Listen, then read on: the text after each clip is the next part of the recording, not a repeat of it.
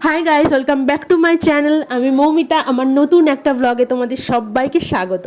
তো আগের ভিডিওটা তোমাদের সাথে শেয়ারই করেছি যে আমাদের বাড়ির সামনে ছিল কালী পুজো, আর তার পরের দিনই ছিল জামাই ষষ্ঠী।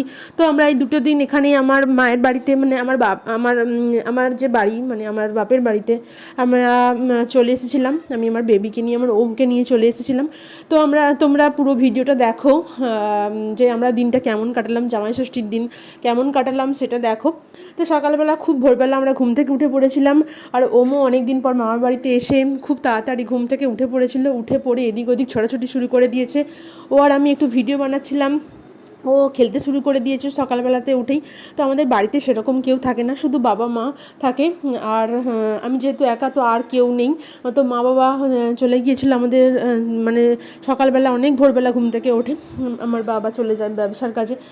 আর এদিকে আমি একটু চারপাশের ভিডিও নিয়ে নিচ্ছিলাম। চারিদিকটা এত সুন্দর লাগছিল, যেহেতু ভোরের দিকে একদম হালকা হালকা মেঘ মেঘ করেছিল, আরও সুন্দর দেখতে লাগছিল। বেশ এত সুন্দর চারপাশটা লাগছিল যে দেখতেই পাচ্ছ, সেটা আর বলার দরকার নেই, খুব সুন্দর লাগছিল। তো আমার ওম এখানে খেলতে শুরু করে দিয়েছিল সকালবেলায় ঘুম থেকে উঠে।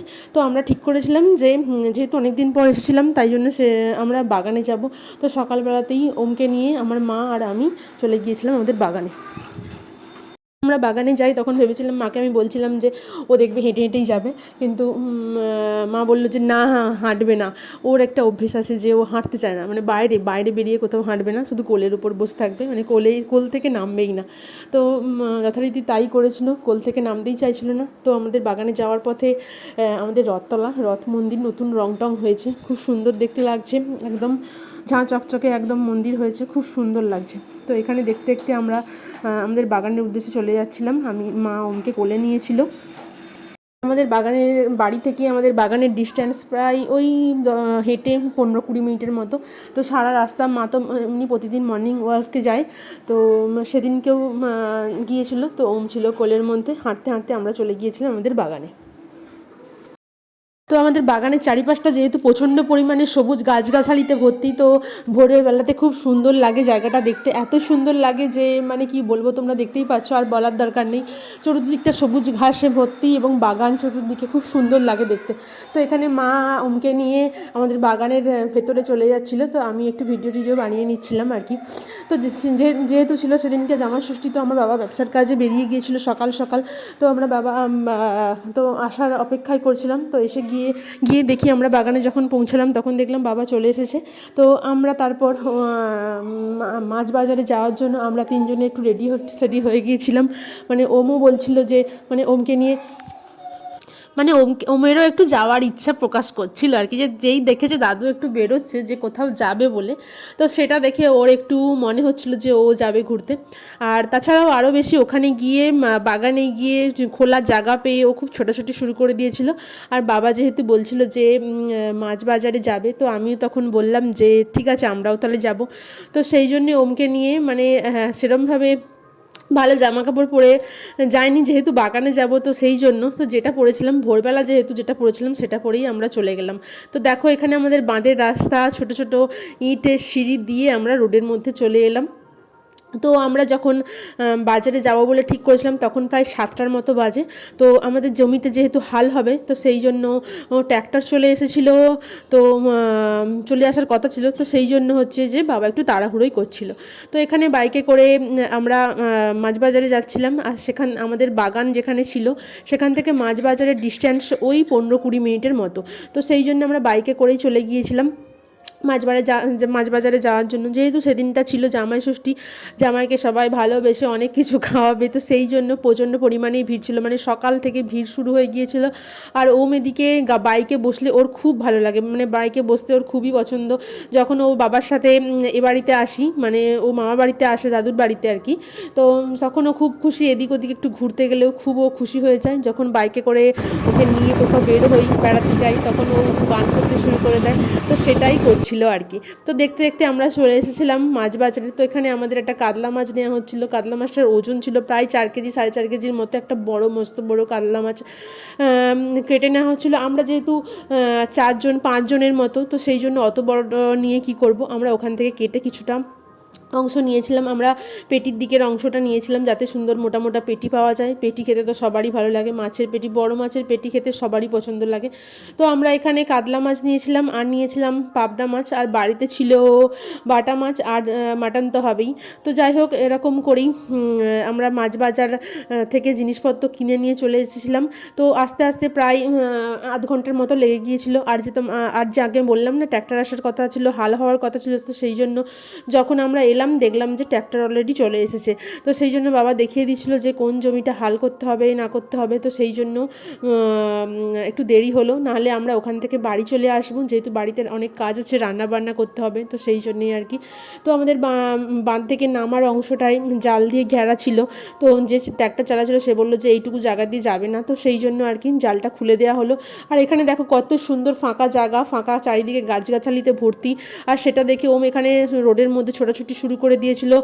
এখানে ওর দিদুন একজনের সাথে গল্প করছিল, তো সেটা দেখে ও আরও বেশি ছোটাছুটি করছিল। আর ওখানে ওদের বাড়িতে একটা ছোট্ট ডগি আছে, ছোট্ট পাপ্পি, তো তাকে দেখাচ্ছে, যেহেতু আওয়াজ করছিল ঘেউ ঘেউ করে, তো সেই জন্য আরও বেশি ও চলে এসেছিলো। তো আমি এখানে বাড়ি এসে তাড়াহুড়ো করে লুচি বসিয়ে দিয়েছিলাম, লুচি ভাজতে। আর এখানে ঘুগনিটা অলরেডি হয়ে গেছে। তো যাই হোক, এখানে লুচি ভাজা হচ্ছিলো। লুচি ভাজা হয়ে যাওয়ার পর মা এখানে জামাইকে একদম সাজিয়ে গুছিয়ে খেতে দিয়েছে। তো এখানে আমাদের যেহেতু জামাই ফোঁটা দেওয়ার একটা রিচুয়ালস আছে, তো সেই জন্য এখানে জামাই ফোঁটা দেওয়ার জন্য তো সব কিছু জোগাড় বন্দোবস্ত করে নেওয়া হয়েছে। মা এখানে ফোঁটা দেবে বলে আমাদের দইয়ের ফোঁটা দেওয়া হবে, তো সেই জন্য আর কি দেয়া হচ্ছিল। আর সেদিনকে আরও বেশি অনেকটা এদিক ওদিক করতে করতে অনেকটা দেরিও হয়ে গেছিলো, প্রায় মানে ফোঁটা দেওয়ার সময় যেই সময়টা, সেই সময়ের মধ্যেই অলরেডি মানে হয়ে গিয়েছিলো। তো সকালের দিকে ব্রেকফাস্টের সময়তে আমরা লুচি ছিল, ঘুগনি ছিল, আলু পটলের তরকারি ছিল, 5 রকম মিষ্টি ছিল, সেটা দিয়েই মা ফোঁটা দিয়েছিল। তো এখানে ফোঁটা দিচ্ছিলো, আর ওম সেদিকে ছিল, ওম ঘুমিয়ে পড়েছিল। তো এখানে আমাদের ফোঁটা টোটা দেওয়ার পর্ব চলছে।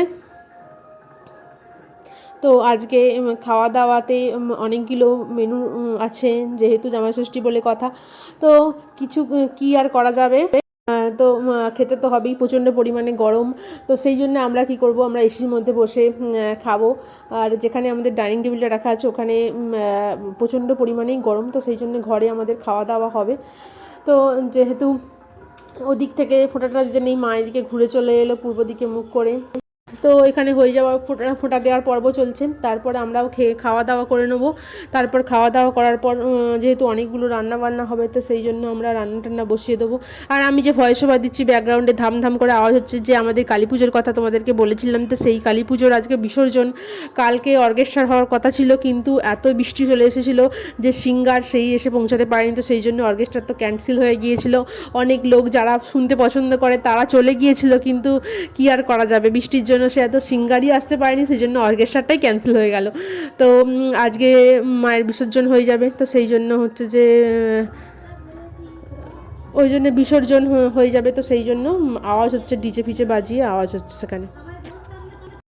তো তারপর ওই সব ফোঁটা টোটা দেওয়ার পর্ব শেষ হওয়ার পর আমি বসিয়ে দিয়েছিলাম রান্না। এখানে বাটা মাছ ভাজা করছিলাম, মাংস বানাচ্ছিলাম।